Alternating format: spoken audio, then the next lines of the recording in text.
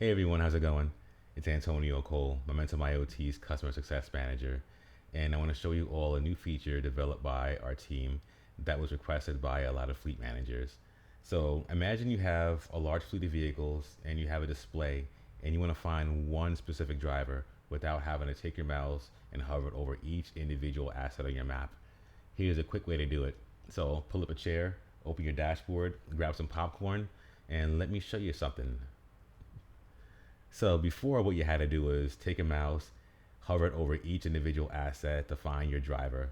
Now what you can do is click that tag in the upper left hand corner and it'll show you the names and they'll stay up there until you click the tag again. So no more having to use your mouse. Thank you to all who requested it, and thank you to our development team.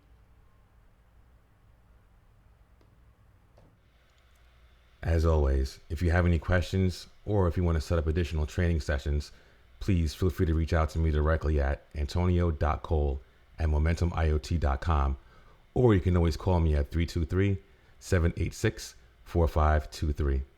Have a great day.